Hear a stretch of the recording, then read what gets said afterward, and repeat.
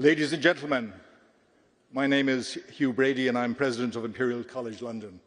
It's my great pleasure to welcome you to Imperial for this celebration of UK-French collaboration in AI and technology. It's a tremendous honour to welcome His Excellency, the President of the French Republic, to our campus. I'm also delighted to welcome Minister Chapaz from the French Government, Ministers Kyle and Clark from the UK Government, and two global pioneers in AI research and entrepreneurship, Demis Hassabis and Arthur Mensch. President Macron, we are located in what is known as Albertopolis, which is named for Prince Albert, who in the 1850s used the proceeds of the Great Exhibition in Hyde Park to create what is now, or what was then arguably, one of the world's first innovation districts. The precinct is also affectionately known by many as the French Quarter of London because of the large French community and educational and cultural institutions near us. I should add that Imperial's new White City Deep Tech campus, which is just a few miles from here, sits on the site of the UK-France exhibition of science, arts and industry in 1908, or held in 1908, which was the first collaborative international exhibition hosted by our two nations and which attracted over 8 million visitors. Mr. President, Imperial is somewhat unique among the world's top-ranked universities by virtue of our focus on science, technology, engineering, medicine and business, so-called STEM-B. Our founding mission, and I quote, was to be useful, which I think was a wonderful understatement of everything that Imperial has and continues to achieve through its education, its research, its innovation and its entrepreneurial activities. Every day our students, our staff and our partners come together to interrogate the forces that shape our world, and we use that knowledge to tackle the biggest challenges facing humanity. Mr. President, we warmly welcome your leadership, along with that of Prime Minister Starmer, in championing science and technology collaboration through this UK-France summit. At Imperial, we're very proud of our long history of collaboration with France, and we're acutely aware that it's only by combining our research capabilities and by closer collaboration with other European and international partners that we come close to the scale and impact of the very big research ecosystems of USA and China. We are especially proud of our deep bilateral partnership with CNRS, and here I should acknowledge the invaluable support of the CNRS Chair and CEO, and indeed my good friend Antoine Petit, who joins us here today. We're delighted that today's event also marks the launch of the Imperial CNRS Ayrton Blériot Engineering Lab, shortened to ABLE. The lab is named for the British physicist Hertha Ayrton, the first woman elected to the Institution of Electrical Engineers, and French aviator Louis Blériot, who made the first successful flight, of course, across the English Channel in 1909. And fittingly, this international research lab is designed to harness the power of AI, of emerging technologies and of engineering to tackle the grand challenges of sustainability and resilience. As you, Mr. President, and Prime Minister Starmer have highlighted, AI has the potential to transform our economies and our societies for the better. So we're especially pleased, as an institution that hosts over 500 AI researchers and indeed recently launched a new school of convergent science focused on human and artificial intelligence. We're particularly pleased to be hosting this AI and tech discussion today. I'm looking forward to what I know will be a hugely insightful discussion. And it's first my pleasure to hand over to another very strong advocate for the potential of AI, Dr. Peter Kyle, Secretary of State for Science, Innovation and Technology. Peter.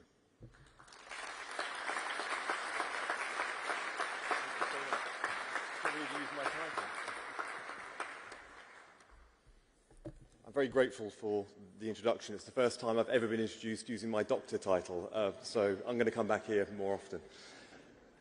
President Macron, Nobel laureates, distinguished guests and very many friends, it is my absolute pleasure to welcome you, President Macron, to here Imperial today. Mr. President, we met briefly at the successful AI summit in Paris earlier this year. Your speech to Parliament yesterday was both inspirational but also instructive on the need to invest in key technologies of the future, including AI, space and quantum. The UK and France are Europe's two leading tech and AI nations. Our collaborations and cooperation, our indeed friendship, strengthens our mutual endeavour. Britain's tech sector is worth $1.2 trillion, home to 170 unicorns in a world of fierce competition, increasing conflict and uncertainty. It is essential that Britain and France collaborate and cooperate to the mutual benefit of our people, our industry, and indeed the continent itself. As like-minded allies, we must work together in the race for development of critical technologies. Otherwise, we will lose out to our adversaries. We know that working with France and other European partners on tech strengthens our own domestic tech sectors. That's why we're launching a supercomputer partnership between the Bristol Centre for Supercomputing, the home of Isambard AI, and the leading French AI factory, Gency. That partnership supports the AI Opportunities Action Plan, turbocharging breakthroughs in AI, transforming public services, and improving lives. It's why we are developing the AI Research Partnership between Oxford, Cambridge, and the Southleigh Cluster to focus on advancing AI research, education, and innovation, strengthening our common research capabilities and contributing to the wider AI landscape. It's why the UK joined the Euro High Performance Computing Partnership just last year as part of our integration into Horizon Europe, expanding European collaboration on compute. This will enable the UK and French researchers to build larger, more complex AI models, shortening development cycles, accelerating innovation, and creating high-skilled jobs across both countries. And it's why we value deepening collaboration between our respective AI security institutes. And we are building on our close relationships in civil defence institutions, including NATO. We are forging new partnerships for delivering spaceports. We're collecting data to observe the effects on climate change. And we are building resilient and innovative positioning, navigation, timing systems to contribute towards European collective security. The United Kingdom government recently allocated £86 billion for research and development to fund innovations from new drug treatments to AI breakthroughs to grow the UK economy. And I am pleased to see that our confidence in Britain's potential is shared by French investors and the UK's AI sector. The aerospace and defence giant Thales is announcing £40 million of AI-focused R&D investment. Innovate startups like Command AI are investing £35 million in the UK, helping secure the defence capabilities, and Mistral are doubling their office space and their work programme in London. At the same time, British tech companies are winning tens of millions of pounds in significant contracts with France. Corporates safeguarding jobs and driving economic growth here at home, including Synthesia's new partnership with Decathlon to create new AI avatar labs. 11 Labs collaboration with TV stations like M6 and TV 5 Monde, and Dark Trace's contract with GL Events, a French major events operator. Thank you again, Mr. Macron, Mr. President, for honouring us today with your presence. It is my deepest and most sincere wish that our two nations continue working together to deepen our science and our technology partnership and to unlock ever greater opportunities for both of our nations. Thank you.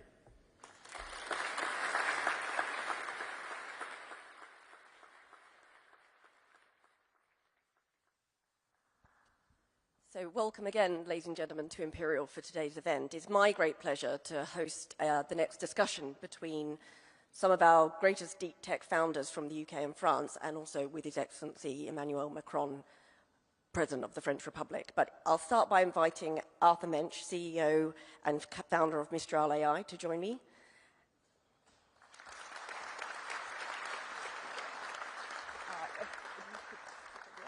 And then I'd like to invite Sir Demis Hassabis, co-founder and CEO of Google DeepMind and Nobel laureate.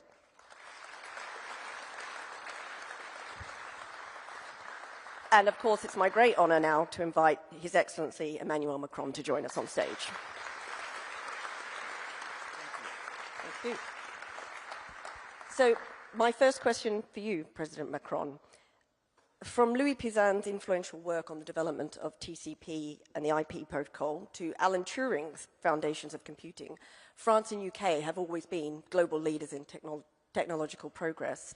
How do you see the strengths of France being built upon to continue that progress, to continue to compete globally as the technological race really builds across the world? Thank you very much, and thank you for this opportunity. Thank you, Mr. Minister, for your words and your very clear program and commitment. And thank you, Mr. President, for hosting us and welcoming us in your university. And I think the title you decided to adopt, I mean, from science to growth, is a very good one, and is probably the best answer to your question. When we look at the challenge, it's clear that I think it's not just because I'm here, but UK and France are probably the two nations to be part of the race and leading the race in Europe. But we are lagging behind, both the US and China. Let's be lucid. And the big question for all of us is how to be part of the competition and indeed to de-risk our model and not to be dependent on US or Chinese solutions. And the first one is science, science, science. And investing in science and fundamental science is absolutely a necessity. And I want just to emphasize this point because it's a very important one. And I'm very pleased by your mention of CNRS. And I know that a lot of research centers in France will sign partnerships during this trip. But fundamental science remains very important. And obviously, technological research as well and so on. The second point is training people. I think our two countries have the chance and the merit to train a lot of data scientists, mathematicians, and so on. So we have the skills, and we were used to train these skills. And we have to follow up and increase. And part of the AI program we have, and since 2018, the first AI plan, very clearly we launched additional training programs in order to have more and more talents, because it's clear that it is one of the critical issues. The third point is to be sure that we have the right ecosystem. And this is here the perfect illustration of what we need. Having public and private labs, but having large companies working with these labs, with startups, and an innovative ecosystem. And I think our two countries are probably the best-in-class ecosystem in Europe.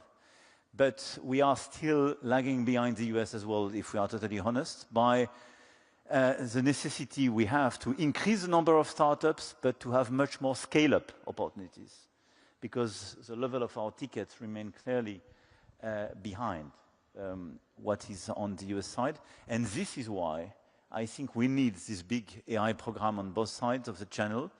But this is why we need a proper European approach. And capital market union for the European Union, but all the links and capital markets is beyond borders. But having a real financing ecosystem to be able to finance much more our innovation, and especially those who are very demanding in terms of capital, is absolutely critical. And as long as we will be too much dependent on investors in the US or big public and private investment in China, it will be very difficult to consolidate a proper European ecosystem and a Franco-British ecosystem. So the better integration and the scale-up of our financing solutions is absolutely critical. The fourth point is about the infrastructure. You mentioned the AI summit. We all announced, completely crazy figures when you are normal people. I mean, when you have just for one project, one plant, something like a dozen of billion euro being invested. But what we need is clearly computing capacities. And as Europeans, we're still dependent on the computing capacities. And for these guys to train their model, I mean, it was very difficult to be just to rely on our own computing capacity, because where we represent 20% of the requests, we had 3 to 5% of the capacities. We are bridging this gap, and we announced, both in UK and France, a lot of additional capacities precisely to train our model and to compute and so on, but this is absolutely critical. It will be impossible to completely kill our dependencies on this track. Why? Because when we speak about this infrastructure, you need to have the packaging of the chips in order to build the AI factories. So we are building AI factories, we are investing, we are attracting investors, but the packaging is for more than 80% of the market made by NVIDIA. So this is why we are attracting NVIDIA, and we signed a great partnership between Mistral AI and NVIDIA. So we go upstream. And after that, when you look at the chips, you need Foxconn or TSMC, but very few Taiwanese companies. So we have to work with these companies to de-risk our model, otherwise we will remain totally dependent on them. So it's clearly one of the critical areas where we have to team up with your country, but as well where we have to accelerate our own research. Because all these guys learned their technology and the chips industry in Europe, by the way.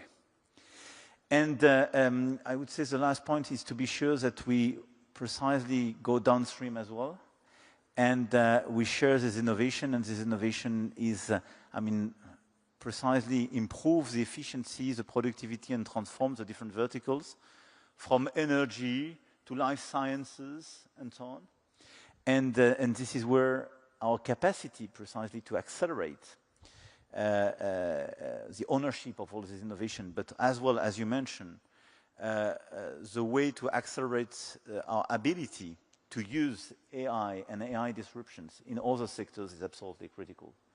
I could detail, but I was already too long, but this is why I'm very happy to be here, because DeepMind is clearly a great example of how to make such an innovation a game changer, and what you are doing in life sciences, for instance, is, on my last point, one of the game changers to be much more independent, and where the AI race could be clearly won. And Mistral AI is on the LLM side, clearly with such a frugal and non-Chinese, neither US model, clearly an opportunity to diversify the offer, and for a lot of people, and for me, part of the European champion we want to promote. And this is why, on these different tracks, the partnership between UK and France is, for me, critical, because we exactly face the same challenges. And teaming up together is the best way to have a critical mass when we speak about our talents, our labs, our key players, or our financing capacities. Thank you very much. Well, I think you've touched on the competition in the space, in the AI space, and I think one of the key reasons for that as well is just the pace of innovation when it comes to AI. So perhaps, Demis, we could come to you and just kind of get your views on how you respond to that pace, and touching on some of the points just raised, what we need to be doing to not only keep up, but to get ahead. Well, it's a very exciting time right now in AI, of course. The pace of progress has been incredible. But it's also a very serious moment. I think we're a very decisive moment. I've been working on AI for 20 plus years now. DeepMind was started more than 15 years ago. Almost nobody was working on AI then. Now the whole world is working on it. And we've always believed that it's going to be the most transformative technology perhaps humanity will ever invent. So how we build it, the decisions we make, the leaders in this field and the governments in this field make now is going to be decisive about how this goes. And I'm very excited about applying AI to science and using it to accelerate scientific discovery in medicine. That's why I spent my whole career working on AI. And we're making great progress on that front. But it's a dual-use technology. and there are risks too. And I think, you know, I'd love to see more dialogue at the international level about agreeing things like minimum standards for how we want these AI systems to work. And I've been saying for a long time, and we've been talking with President Macron for a long time, you know, maybe even 10 years ago now, about if you want to influence how this debate goes on the global scale, you have to also be in the lead technically, to have a seat at the table. And I think the UK and France and a few other like-minded countries, perhaps like Canada and Switzerland, you know, I think if we band together with the same values, we can form a counterweight to the two global superpowers and influence the debate at the global stage. And I think that's very important to have that voice, given that this technology is going to affect everyone in the world. Thank you very much. Arthur, if I could come to you on a similar point again, addressing this idea that the pace of innovation is something that is both a challenge and an opportunity, and how you at Mistral AI think about that and respond to that. Well, one of the premises of starting Mistral AI has been to commit to open science and bring open source models to the world. And it's interesting to note that we actually started the company as a French and British company, as we incorporated the two companies almost at the same time. We had a workforce here very quickly. And to Demi's points, we need, as countries, to have a seat at the table to innovate. If you don't innovate, you're down to regulating, and then it's a little less interesting, and you have less of a say in how we use the technology. And so our approach there is to leverage the power of the two countries when it comes to training people and to have great scientists. And by committing to the open technology and building a business on top, building an enterprise business on top, we've been able to, I think, accelerate and change a bit the way the field were thinking about this issue of having enough transparency around the models, having enough access, ability to change them. And what we see is that with the models that we've released, starting in 2023, the academic world has been able to use them quite extensively. Actually, we've never had as much citations as with Mistral 7B, which is the first model we released. And the reason for that is that it's sufficiently small for scientists working in university to work on them and to do studies. And so we found that by committing to open source and by doing it more than what the US can do, the US is always a bit struggling whether they should do it or not because they have this competition with China, which we have a little less. By committing to this open technology, we've been able to spread science and to have a lot of new scientists work on that technology, and sometimes they came to us and started to work with us. Thank you very much. I think the open source debate is going to continue and be an important policy area that we're going to need to balance. I think we've talked about the need for science and really allowing science to innovate and talking about how AI itself can help with that. I think the next question is, how do we get some of these great breakthroughs to market? So how do we have science for growth? Mr. President, perhaps you could say something about how France is approaching some of these challenges about translating these great breakthroughs from science, from the lab, and getting them to market. I mean, it's been our key challenges for decades, I would say. And historically, we were not the best in class, to be totally transparent with you. And during many years, we had this feature to be quite good in some key fundamental science, or quite good in our in Polytechnique, in RIA, CNRS, and challenged by some others in terms of tech transfer. I think during the past 2 to 3 decades, we did improve our ecosystem by creating the flexibilities and the facilities in order to improve the tech transfer, to fix the IP regulations, and to create flexibilities for researchers and so on. And for me, it's, as always, a question of ecosystem and role model. And the question is, as long as in your labs, in your universities, you are just surrounded by people being 100% in academics, you don't have incentives or role model which will create incentives precisely to bring your innovation to the market. Now the situation is totally different. So we passed laws, changed our regulations, I would say at the beginning of the century. But during the past decade, there is a big transformation. And thanks to the French tech, I have some of the French tech people here, but we launched this brand 10 years ago now. And we have this ecosystem not just in France, but everywhere in the world. And it's very inspiring, I would say. And some of the French tech people are not coming from universities. Some are not coming from a big disruption. but some are coming from fundamental research. But it creates an ecosystem and some role models, and it creates a lot of incentives for people, for young people, students, PhD, postdocs, precisely to try to see how they can bring their research in the market in order to get precisely scale and pace.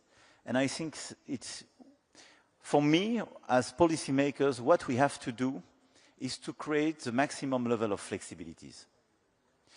So we have to allow those who want to stay and be involved in fundamental research to stay and to be competitive. And this is where we are working very hard, because we are improving the model and we will pass additional stuff in order to be more competitive, in order to keep our talents on fundamental research and universities as well. But we have to create flexibilities to allow them who want precisely to exit in a certain way, or launch a startup, or launch a contract with the private sector, to transform what is fundamental research in an innovation, a company, and I hope tomorrow a large company. So we did improve the ecosystem. We are still improving it. My second point is clearly about financing. I already mentioned it, but I think this is a game changer. And this is why what was done during the past few years with QTI and some others, because we had private financiers launching precisely some additional scale. We had this TB fund, and we tried to accelerate funding in innovation is as well critical. I was going to come to you next, Demis, to sort of say, what, as a world-leading deep tech founder, what do you think are still the big challenges, the big hurdles that we need to get out of the way to allow innovation to really flourish? Well, look, I think the good news is we have, you know, the UK and France specifically, but also in the EU, is we have world-class talent and world-class universities like Imperial, like where we're here. So the talent's always been here, and I've always been a big believer in that. Part of the issue is the ecosystem, as the Mr. President says, and that's getting better. So access to capital, like 15 years ago, was very difficult to start up any deep tech company here. But we've had some proven successes now, and DeepMind's been part of that. And I think that part's got better. What we need is really grand ambitions. People are really ambitious, like Arthur, to go for it. And we've shown that it's possible. And I think that there's sort of, this was a lack of role models maybe 20 years ago. Now we have some, and increasingly the next generation as well. And we're very proud of Arthur's success as ex-DeepMind person and a prodigy of ours. And, you know, I think that it just takes a few success stories to start building an ecosystem. That's how Silicon Valley started. And then you reinvest, those entrepreneurs mentor others and reinvest, and you get a critical mass. And I think now Paris and London especially have that critical mass. And we've got to build on it, and with government support, I think we can really make amazing progress in the next 10 years. Thank you. And Arthur, coming to you with the same question, what would you like to see changed, or what do you think has really worked in the past to allow innovation to flourish in this space? Well, I think, well, first of all, as Demis said, it's about the ecosystem, and it's about waiting, because you need several generations to stack up and to start becoming bigger and bigger. And if you look at the US kind of started 40 years before us, so we're catching up faster than that, but you still need to have multiple generations of entrepreneurs that follow the cycles of innovations. I think in the field that we're talking about, which is AI today, a very big specificity that this is both a deep tech field where we still need to heavily invest to solve problems that are fundamental and very hard to solve. But it's also like a very good business at that point, because the current technology is already extremely useful to drive productivity and to drive growth within enterprises. And so that's both an opportunity and a challenge for us, because on one side we need to continue to invest on deep tech and to remain competitive and to invent new technology. And on the other side, we need to take the current technology and turn it into a product and solutions that are delivering value to enterprises. And so we need to think about it from first principles, but the good thing is that it also allows to have new sources of financing, because there's growth involved. What that means is that there's a meaningful business model, and it justifies doing these deep tech investments in AI, which maybe 15 years ago were a little harder to justify. And so in a way, the field of AI has moved to something that is quite comparable to biotech, where you invest a lot and you also have a business model down the line.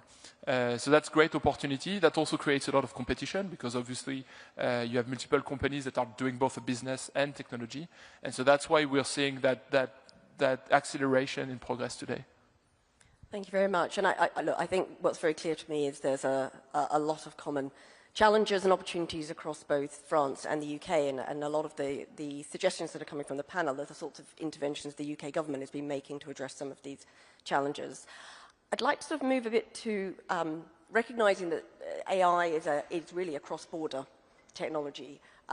It's a global technology, and Mr. President, I'd be interested in your views as to how Europe approaches building a sort of innovation ecosystem and unlocks the potential of AI, referring back a little bit to your comments earlier about the other countries who we're competing against in this space. No, I totally agree with you. This is clearly a cross-border innovation, and it's not just, I mean, AI cannot be seen as an economic sector. This is a big transformation which will impact all the potential sectors by itself, and is a change in depth of the economic structure, and by the nexus with different sectors like life sciences, energy, and so on, clearly will guide us to breakthrough innovations.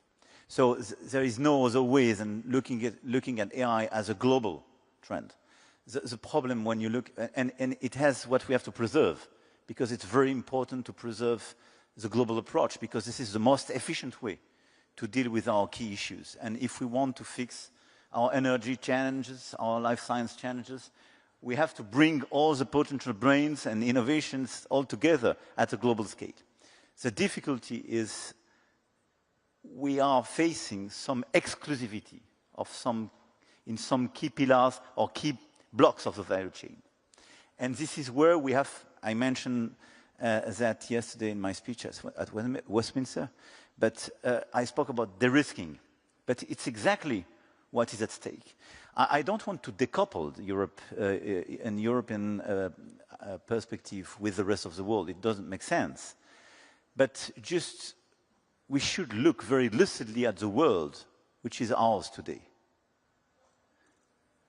Are we sure that all the countries in this world will be super cooperative with us, and the day you have a breakthrough innovation, we'll say, okay, this is a global innovation, open science? No, I have no doubt. No doubt. Let's look at what will happen on the pharma companies in the days and weeks to come with our good US friends. Nobody 2 years ago would have imagined what is happening today on tariffs and trade. And if we are totally lucid, today we are too much dependent in terms of computing capacities. Too much. So clearly we have to work very hard. So we need to facilitate and clearly endorse the fact this is a global approach and this is a cross-border innovation trend, AI, but we have to de-risk ourselves on computing capacities, number one. We have to de-risk ourselves on chips, because we are too much dependent on some Taiwanese companies. And we have to build our own capacities on energy. I didn't mention that, but it's absolutely critical. We are good partners on energy with your country, and tomorrow in the summit we will revert on this critical issue. But if you don't produce on the long range low carbon, pilotable and competitive energy, you have no chance to be part of the race. Because having computing capacities in a data center is super demanding in terms of energy. And one of the big advantages we have in France is that in 2024, we exported 90 terawatt-hour, largely based on the historical nuclear program. So it's one of the key items, and at a European scale, we have clearly to follow up our strategy to produce much more low-carbon, pilotable electricity. And it's part of the game. And fourth is on talents. We are training a lot of talent. This is part of our advantages. We mentioned that, three of us. But let's be honest. A lot of our talents are attracted in other places.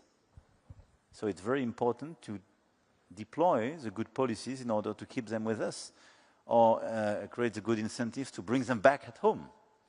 And what's happening in the US as well regarding science, I think is a good momentum. I don't want to be cynical with that, because this is terrible for science, for climate, and so on. But offering, as Europeans,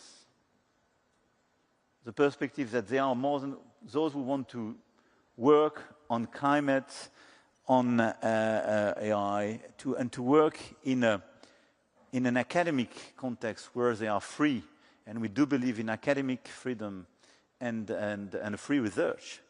I mean, this is a European perspective. And now it seems to be very attractive because it's challenged in other places. So here are some critical elements where, even if this is a global approach, we should not be too naive.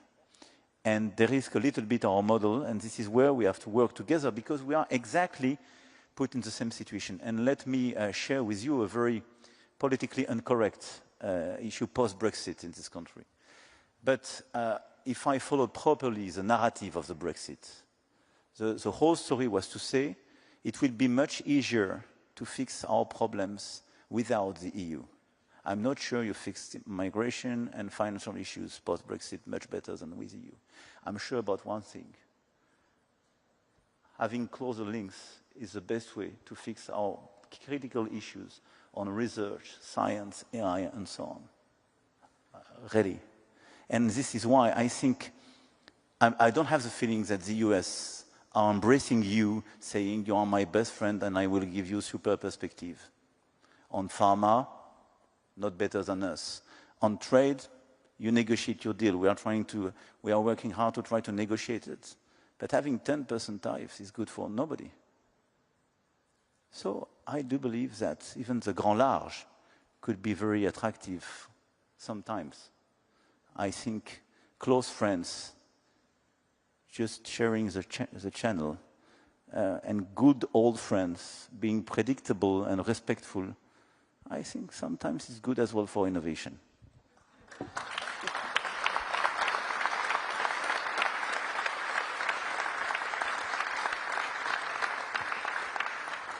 I was about to say that I'm sure I speak on behalf of everyone in this room to say we're absolutely delighted to be reassociated with Horizon Europe on behalf of the research and innovation community.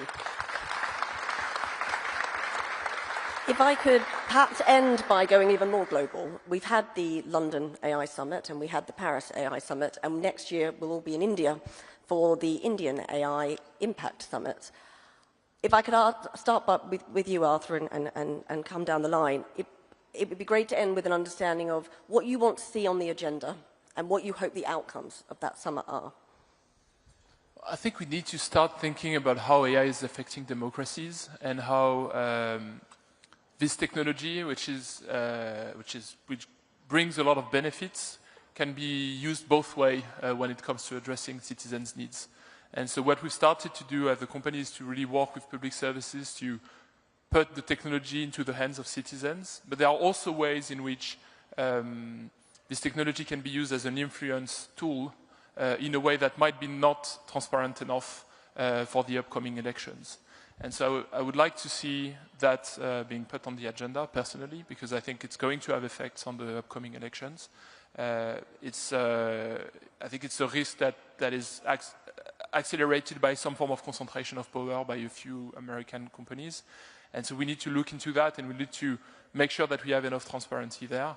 It's one aspect. And then I would say, again, look at the benefits, look at specifically in India how that could be helpful. I'm thinking about this is a technology that can facilitate access to services, including healthcare services, including better employment, having a better connection to the state and a better acceptance of the state rules as well, can be really facilitated by AI, and we can dive into it more and have very precise proposals that are grounded into the science that we've done. Thank you. And Demis? Well, look, I think the first two, the Bletchley Park and the Paris summits were very successful, and I think very looking forward to the next India summit. This kind of international dialogue is critical, I think, for AI, and I think I agree with everything that the President said about it's great to see UK, France, and UK, EU cooperation rising. I think that's going to be incredibly important in many fields, but especially AI, to, these shared value systems we have, trying to balance the opportunities with the risks in a sensible way. We always talk about being bold with the opportunities in science and medicine. It's going to be incredible things in energy that AI is going to bring, and we have to embrace that economically and scientifically. But we've also got to deploy it in a responsible way the benefit of the world. And I think the UK and France and convening those two summits and the next one have got a big part to play in that. So really looking forward to the next one. Thank you. And Mr. President, if we could hear your views for the summit. Look, I totally share what was just said. I think the first, the relevance of this summit was to have a global discussion. And I think it's very important not to divide this world between North and South and to have US on one side, China on the other side, and the rest of the world, I would say. And I think this series of global discussions, first, allow people to team up in a certain way, share the same views about opportunities, but as well the main concerns. This is as well a unique opportunity to have exchanges between researchers, academics, entrepreneurs, investors, and policymakers. And this is a relevant ecosystem at a global scale if we want clearly to guide, if it's possible to guide, but as well to accompany the AI innovations where we want, by the way. And to resynchronize our agenda, because we see some differences in different parts of the world between innovation, regulation, total absence of regulation, and so on. And it's important if we want precisely to be part of this race, but as well to have an AI at the service of humanity, to share this discussion and to be sure first that AI by design, in a certain way, goes in the right direction, and that the policymakers have the sufficient level of ownership and understanding of all these innovations, and to try to see together how to build the most efficient and ethical ecosystem. So having a unique discussions on so many topics, and the same discussion from India to Canada, is for me very important. So this is why I'm very excited as my two friends with this perspective of this new summit in India. And I want to thank you, by the way, because you launched the first edition in UK, and it was very important. And this cooperation is absolutely critical between not just both of us, but globally speaking. Well, thank you very much. And I think it's clear these conversations can and must continue. I would like you to thank our panel for what I hope you found was a fascinating discussion on the future of AI innovation, and I think as well that demonstrated just how important it is for policymakers and innovators to be talking to each other as we navigate what is really quite an exciting but also very challenging new technology. So if you put your hands together, please, to thank our panel.